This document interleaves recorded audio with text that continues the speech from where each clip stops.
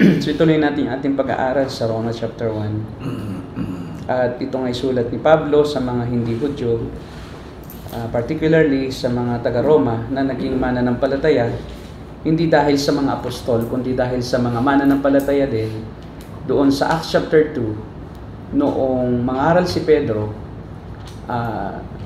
maraming mga Hudyo na nakarinig ng pangangaral ni Pedro ang nagpabautismo, 3,000. Dahil doon sa pangangaral ni Pedro, nabuo ang unang iglesia, no? Sa Acts chapter 2, at yun yung Church of Jerusalem.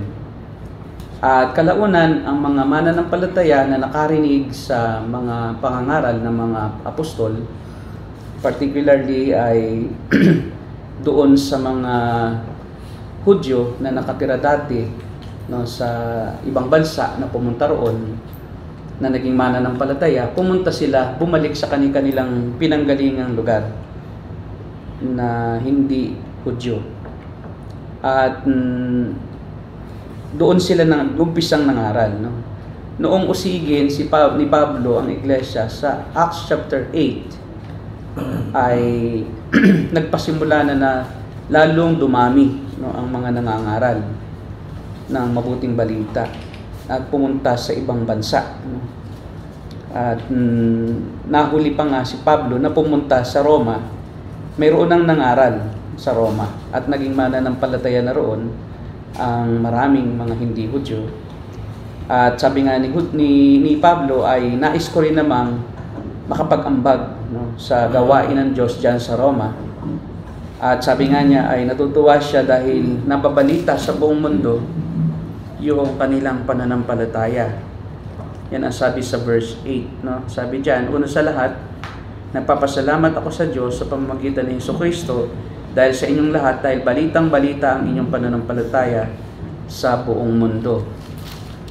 At dahil doon ay ninais ni Pablo na pumunta sa Roma upang makatulong sa kanilang paglago sa pananampalataya dahil siyempre maraming mga maling katuruan na noon na nangangalat, no, sa buong mundo, gaya ng Gnosticismo at mga pilosopiyang Grego o Greek philosophy na kailangan na kumbaga i-equip ni Pablo yung mga mananampalataya doon para hindi sila maligaw. Dahil ang Kristyanismo noon ay isang bagong katuruan para sa lahat.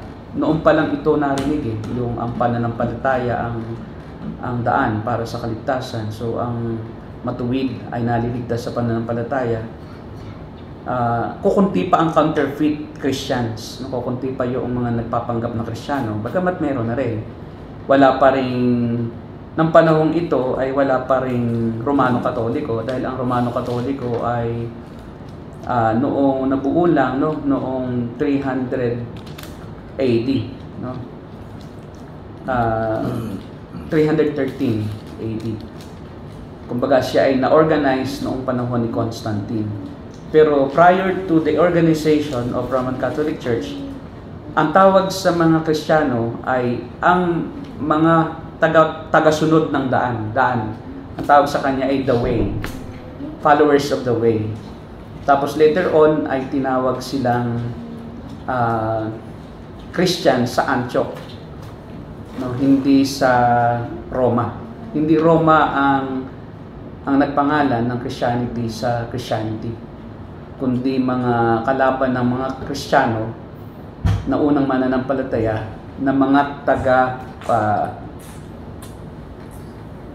Antioquia yan. Antioquia sa hindi yung Antioch ng dalawa kasi ang Antioquia, yung sa may Lystra, sa may Asia Minor, hindi sa Syria.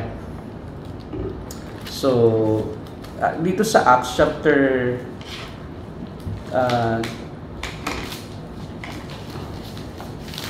chapter 9, dito nag-umpisa kung bakit nagkaroon ng churches sa iba-ibang lugar. No, sa chapter 9, pagkamatay ni Esteban. Sa Sa chapter 8 muna, verse 4, so nangalat na ang mga believers, no, sa iba't ibang lugar. Sabi sa chapter 8 verse 4, ang mga mananampalatayang nangalat sa iba't ibang lugar ay nangaral ng magandang balita. Isa doon ay si Felipe. So pumunta siya doon sa Samaria at nangaral doon. Ito yung lumabas na sila, no, palabas na sila ng palabas sa Israel.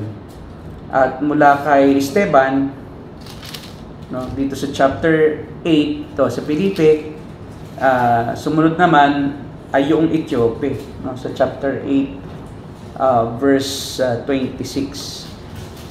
At ito naman pinangaralan niya ay papuntang Africa naman. So kumalat na ng kumalat mula sa Israel, sa Jerusalem, pumunta ng Samaria. Ang Samaria labas ng Jerusalem. Tapos ito namang Ehipto ay sa may likod na ng Jerusalem. So papuntang Africa. Ito namang Samaria papunta na ng Europe saka Asia. So dito sa chapter 8 verse 26, si Felipe ay nangaral sa opisyal, no? Ito ay eunuko o yung bantay ng mga reyna ng Ethiopia at ng mga dama. Ito sa verse 26.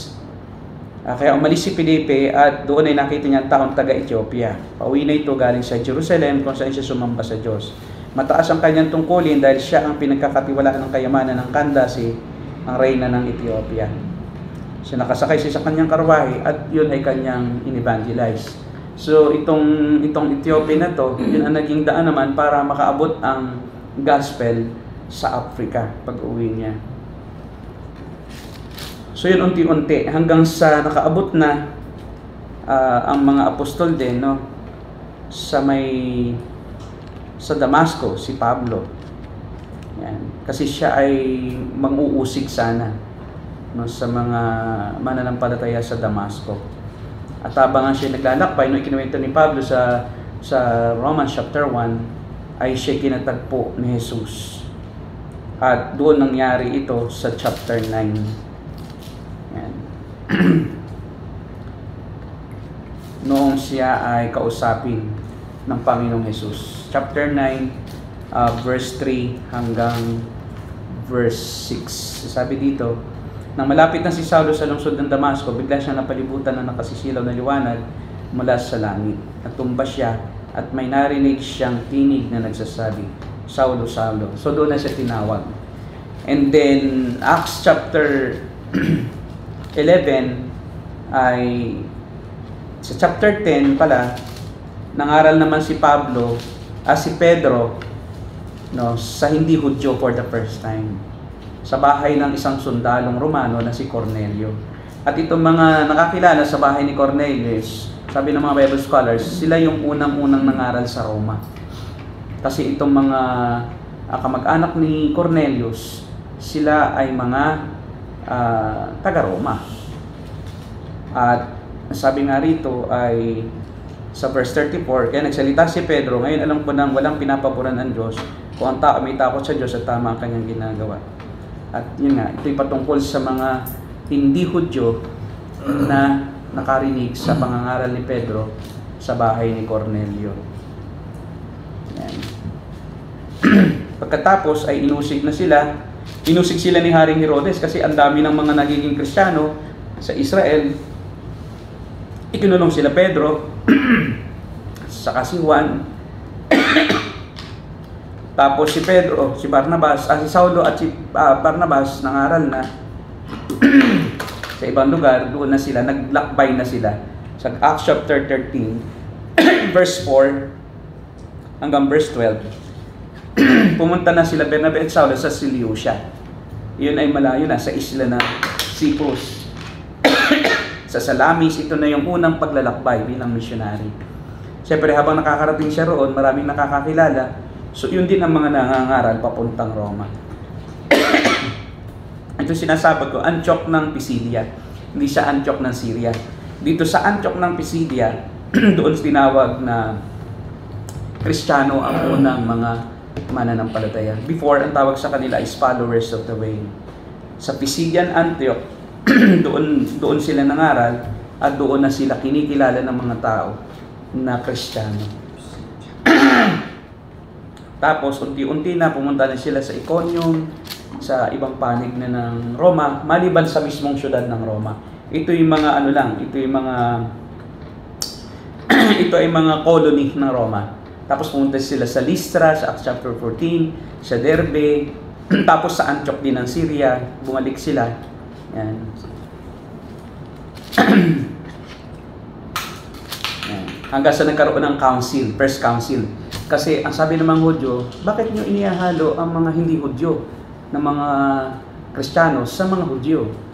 So, anong nangyari doon? Nagkaroon ng conflict. Si Pedro ay dating nakikisama sa mga kasi nagkaroon ng pag-uusig naman within the church. Yung mga non-Jewish Christians na humahalo sa mga Jew, pinag-usig naman ng mga Jew. Kasi ito ay may nakakasingit kasi ng mga hindi tunay na Christian among the Jews. Kasi hindi naman talaga sila tunay na Kristiyano, pero dahil sa sila ay nadadala na dahil dumarami ang Kristiyano, so napapasama sila sa church. Ang nangyayari, sila yung umusig sa mga hindi Hudyo. At nagkaroon ng pagtatalo. Kaya nagpatawag ng First Council, yung First Jerusalem Council. At ang nagpatawag nito ay si Santiago, na kapatid ni Jesus sa laman. Siya yung panganay kay Jesus, nung unang anak siya ni pangalawa siya rather kay Jesus, kasi si Jesus ay panganay, so si Santiago ay kapatid niyang bunso. Si Santiago ay dating ayaw maniwala kay Jesus na kanyang kapatid kay Maria.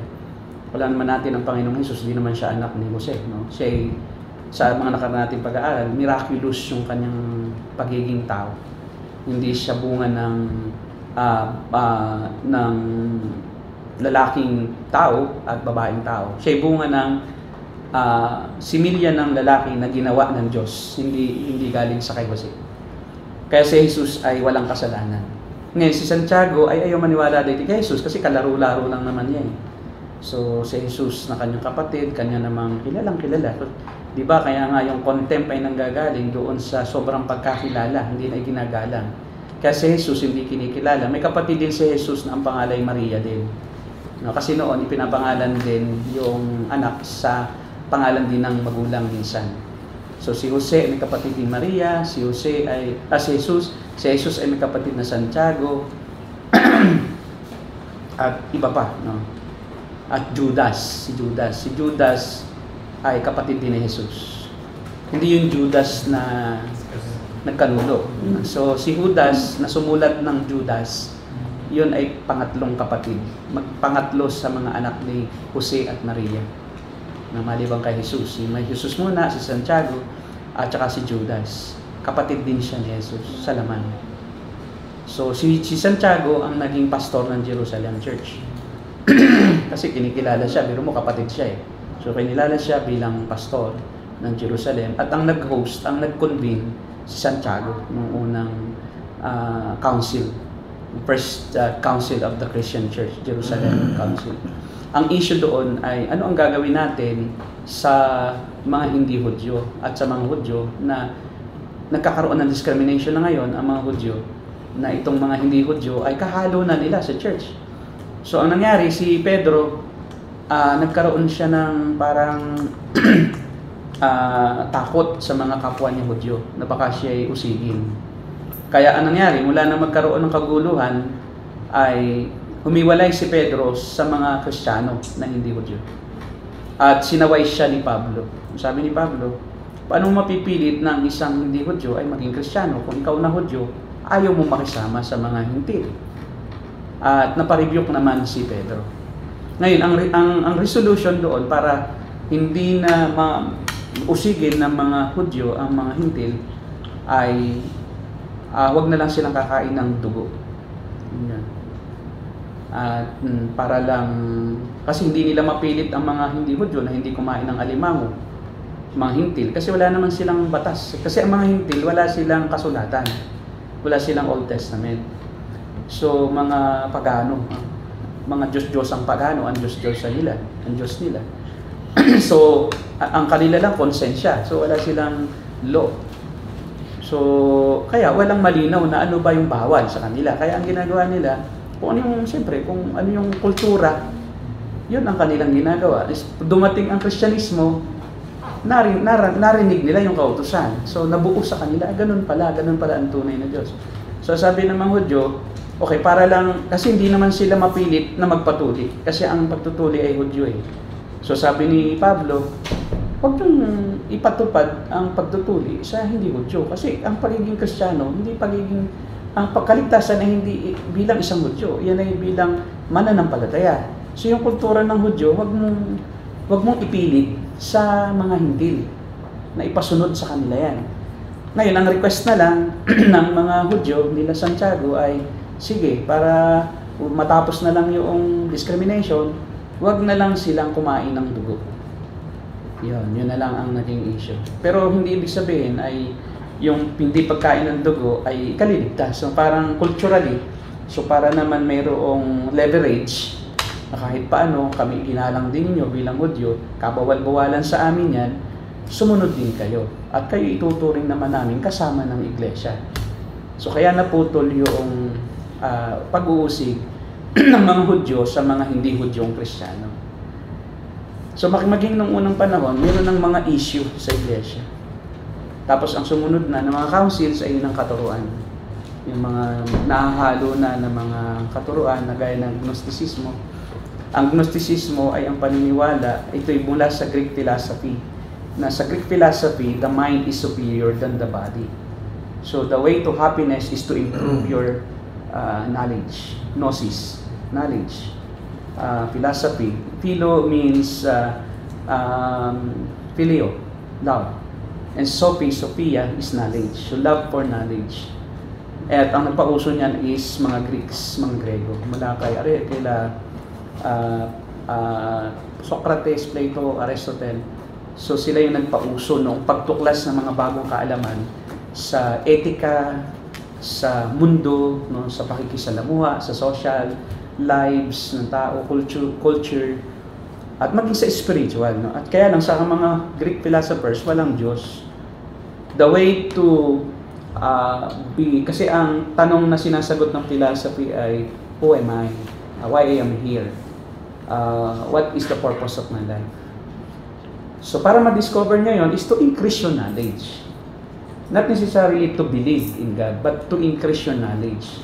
So ang nangyayari ay walang Diyos. At para sa mga hindi Hudyo, sa mga Grego, ay makasalanan itong katawan natin ang dahilan kung bakit tayo hindi nagiging masaya. Kasi pag kami desire ang ating katawan, tapos pinilit natin kunin yun, hindi naman natin nakuha, nasisira yung ating joy. So the way to stop yung frustration is to discipline your body, not to fulfill its desires. Parang igapos mo ang iyong desire para hindi ito mawala ng kasiyahan. Huwag mong kunin yung hindi para sa iyo. Yung iyong nasa ay iyong pigilan. Yan. At para magawa iyon ay tutukan mo ang pagpapaunlad ng isipan. So sa Gnosticism is the body is necessarily evil. Only the mind and the spirit is good. Only the mind and the spirit are good. So therefore, you need to suppress your desire. On the other hand naman, yung iba, naging philosophy, kung masama naman ang katawan, at hiwalay naman pala ang isip at ang espiritu sa katawan, bakit di mo nalang i-fulfill ang lahat ng ginagawa ng gusto ng iyong katawan? Total, ito naman ay walang kinalaman sa iyong isip at sa espiritu. Doon naman galing yung licentiousness at saka yung legalism. Gnosticism pa rin. Pag inihalo mo ang Gnosticism sa Christianity, nagiging extreme na pagtupad sa kautusan. So follow the rules. So you must suppress your inner desires. So pagdating naman sa walang kautusan, gusto lang ay masaya, follow everything that you want.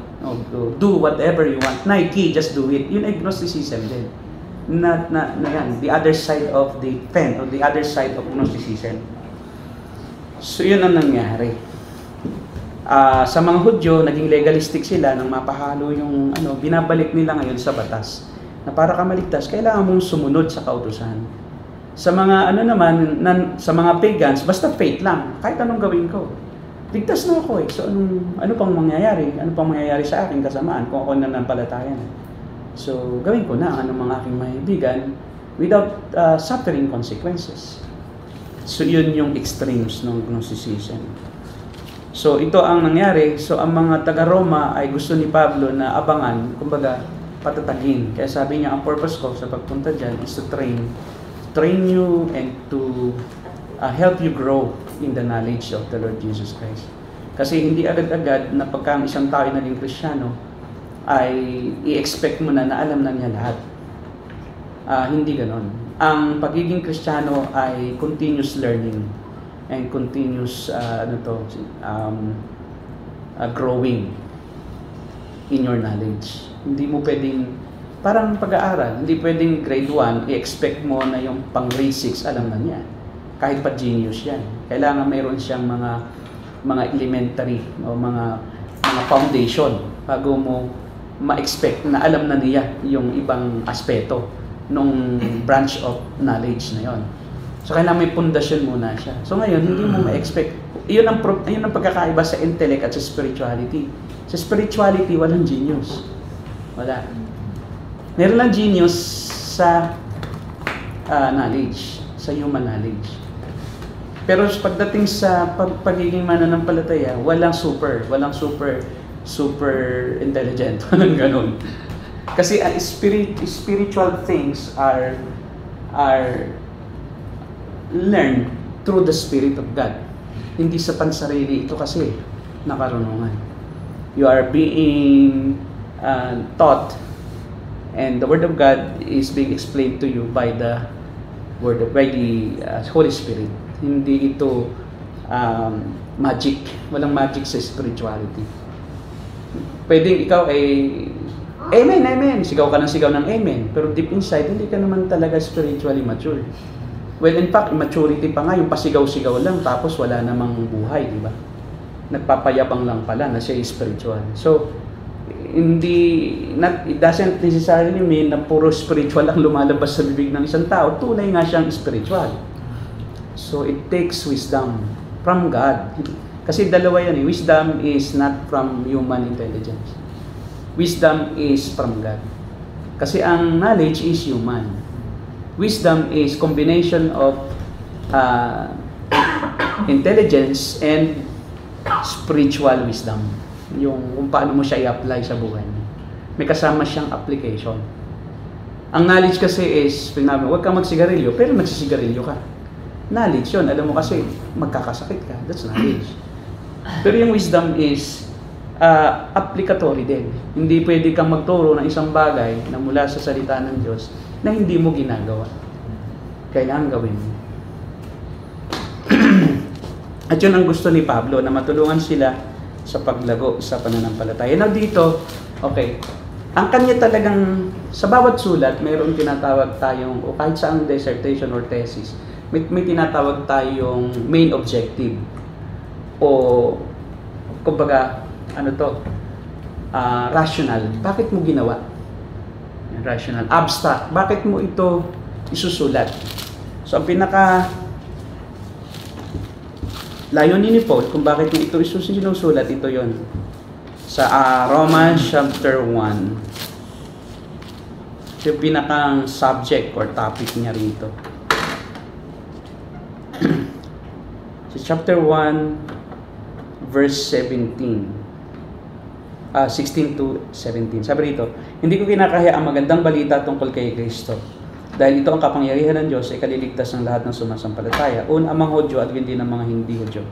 Sapagkat ipinapahayag sa magandang balita kung paano itinuturing ng Diyos na matuwid ang tao. At ito'y sa pamamagitan lang ng pananampalataya.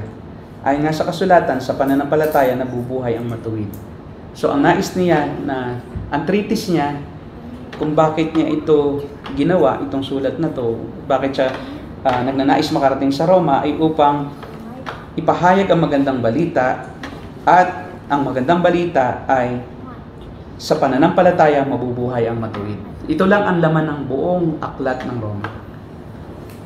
Kanyang binibigyan din na it's not about knowledge, it's not about good works, just like what Jews teach. It's not about knowledge, just what the Greek philosophers and Roman philosophers teach, but it is about faith. Yan. Yun ang magandang balita. Hindi naliligtas ang tao sa karunungan. Hindi naliligtas ang tao sa pagpapaunlad sa kanyang sarili. Hindi naliligtas ang tao sa pamamagitan ng mabubuting gawa, gaya ng pagsunod sa kautusan, kundi sa pamamagitan ng pananampalataya. Kaya una, ipinahayag niya rito sa verse 18 yung kawalang kakayahan ng buong kasangkatauhan na maging mabuti. Kawalang kakayahan. Una muna sa mga hintil. Kaya dito may tinatawag siya na dalawang kapahayagan ng Diyos na para sa lahat. General revelation. Walang may dadahilan ang lahat ng tao. Kahit na hindi mo kilala ng personal ang Diyos, ikaw ay isa lamang hintil, wala kang kautusan, hindi mo pwedeng sabihin na, wala naman kaming law . So paano ko susunod? Paano ako magsisikap na kilalanin ang Diyos? Hindi ko nga siya kilala. Di ba? So, paano ko mananagot sa isang hindi ko kilala na Diyos? The problem is, may pananagutan pa rin yung hindi nakakakilala sa tunay na Diyos. Bakit? Dahil nagpakahayag, may special o mayroong pangkalahatang sa theology, ang tawag dito, general revelation of God. What are the two kinds of general revelation? Una, nature. Sabi rito sa verse 18, pinapahayag ng Diyos mula sa langit ang kanyang puot sa lahat ng kasamaan at kalapastangan ng ginagawa ng mga tao na siyang pumipigil sa kanila para malaman ang katotohanan tungkol sa Diyos. Sapagkat ang katotohanan tungkol sa Diyos ay malinaw sa kanila dahil inihayag ito sa kanila ng Diyos sa pamamagitan ng kanyang sanglilikha. Kaya nang mula pa ng likhain niyang mundo, ang kanyang walang kapangyarihan at pagka-Diyos ay naipahayag na niya sa mga bagay na ginawa niya. Kaya wala silang maidadahilan. So, mayroong kapahayagan ang Diyos na tiyak na ang tao ay hindi makakatanggi na maunawaan na may Diyos . Ang langit nga ay naghahayag ng kanyang puot. Pag tumingin ka sa langit, maiisip mo, anong dakila? Paano ito lumabas? Gaano kadakila yung gumawa nito? Gaano siya kapangyarihan? Kung kaya niyang ilatag itong buong isang kalawakan na walang hanggan, no? Kahit anong gawin mo, di mo matapuan ang hangganan.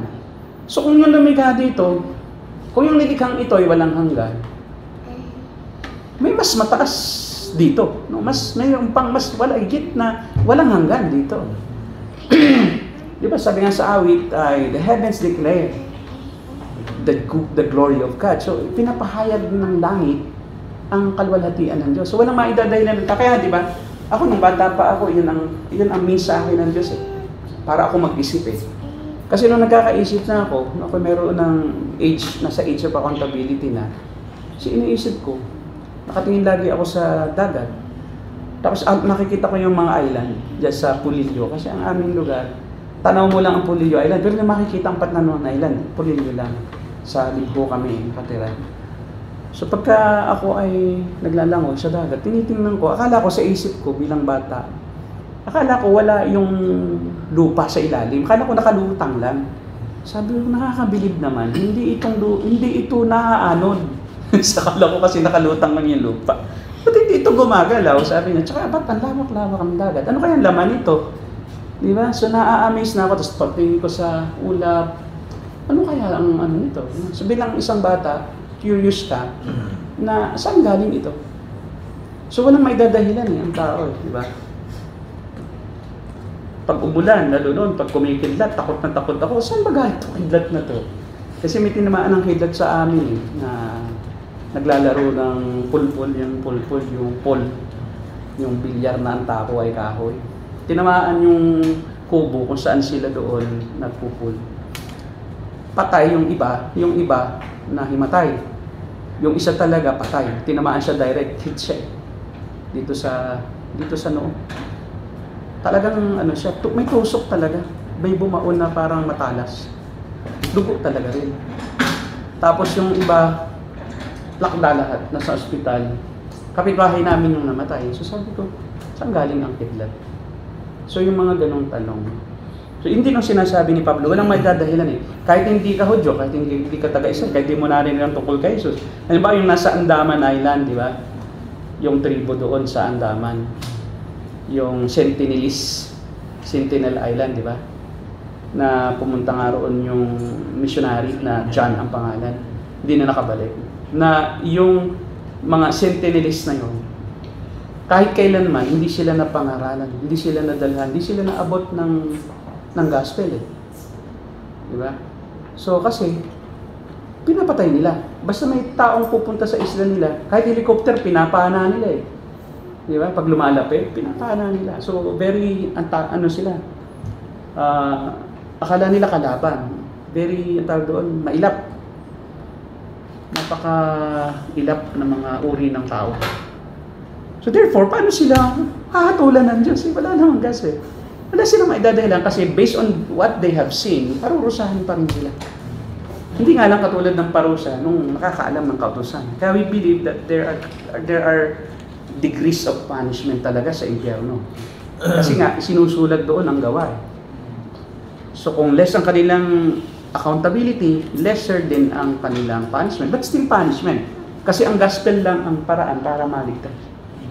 Para maliligtas sa ibang paraan. Kailangan marinig mo na si Jesus ay anak ng Diyos.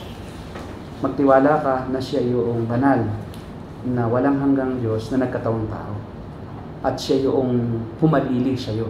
At yung kanyang dugo ang kanyang pinambayad sa Diyos Ama para ikaw hindi ka naparusahan sa walang hanggang pagdurusa sa impyerno. At sa pamamagitan ng pananampalataya kay Jesus. Hindi dahil mabuti ka, hindi dahil matalino ka, hindi dahil may kakayahan ka sa iyong sariling kapasidad.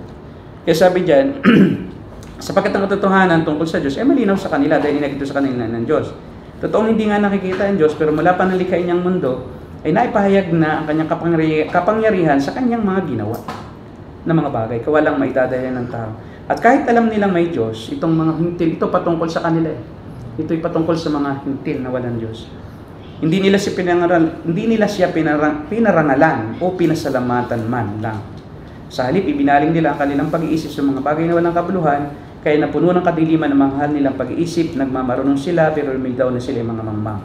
At ipinagpalit nila ang dakila at walang kamatayang Diyos sa mga Diyos-Diyosang anyong tao na may kamatayan, mga ibon, mga hayop na may apat na paa at mga hayop na nagsisigapang, kaya hinalayaan na lang sila ng Diyos sa maruming hangarin ng kanilang puso. Kaya matuwid ang hatol niya. Ikalawang pangkalahatang kapahayagan ng Diyos ay konsensya. Lahat ng tao ay may konsensya. Ang konsensya ay ito ang built-in ability of man to distinguish between good and evil and to act accordingly to what he believes is good.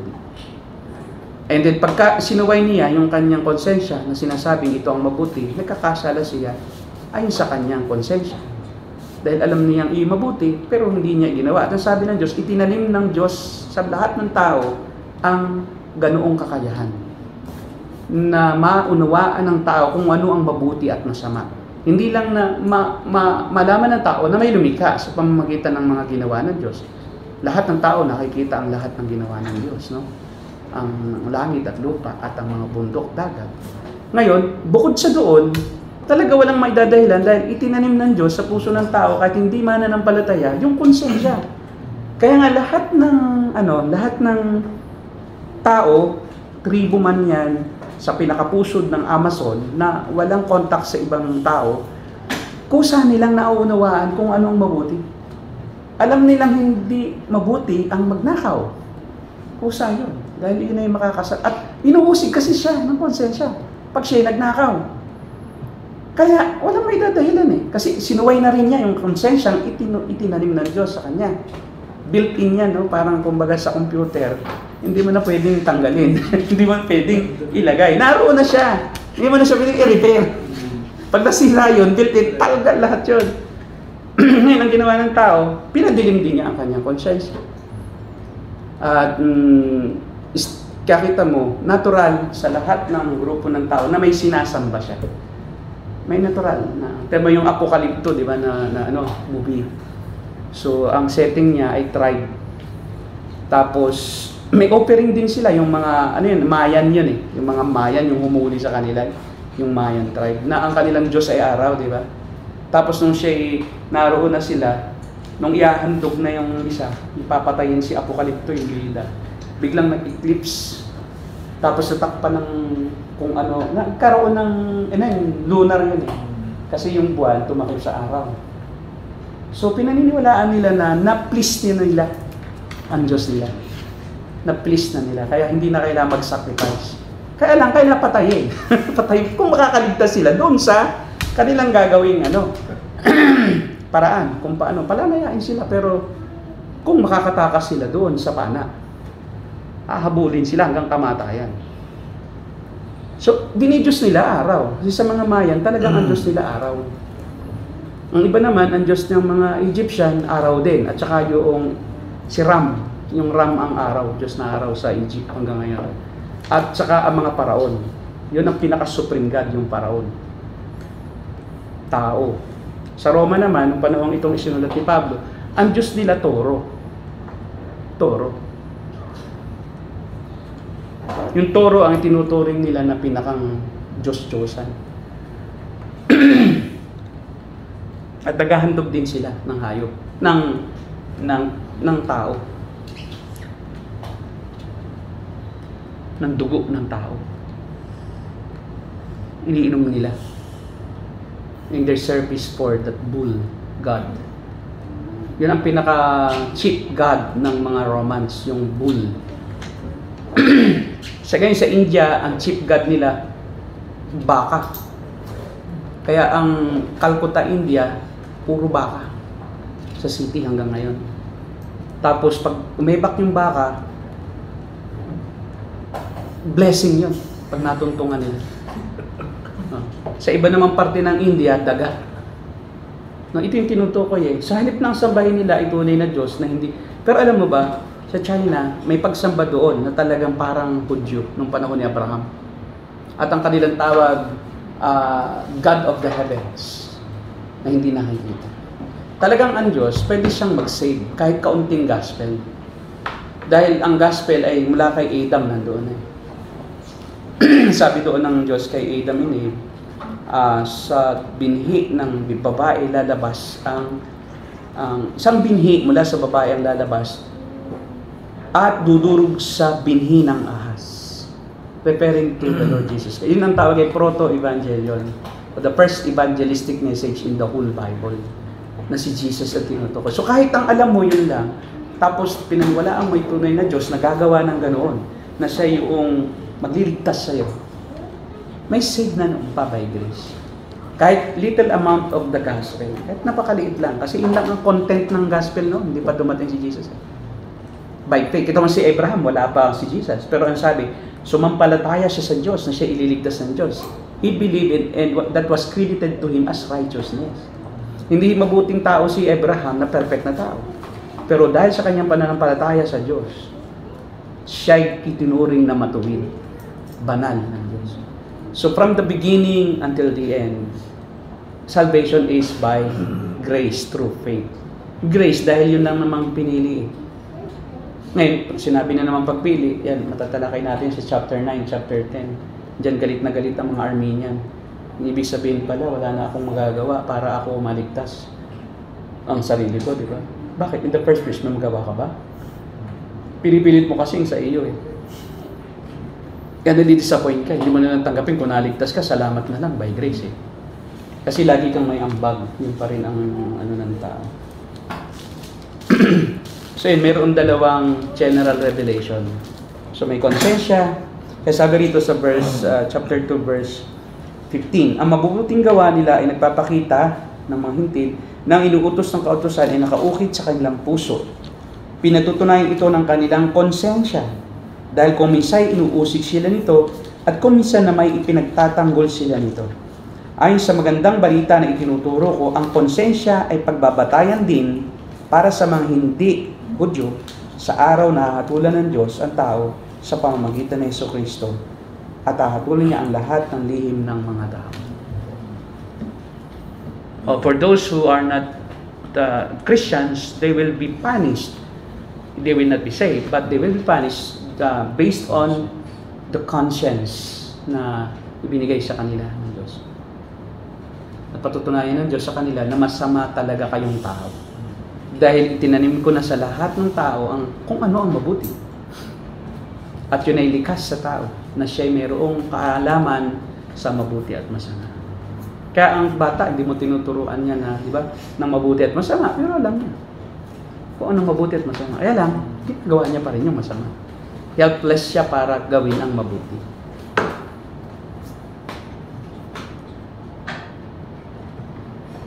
Kaya sabi ni Pablo, ay kayong mga hintil, talagang wala pa rin kayong maitataylan. Kailangan pa rin talagang marinig ninyo ang Ebanghelyo. Dahil yun lang ang paraan para kayo maligtas. Walang ibang paraan. Ngayon, kung hindi sila pinili, ay talagang hindi sila kikilusan ng Diyos. Dahil bakit? In the first place, talaga namang sila sa impyerno na.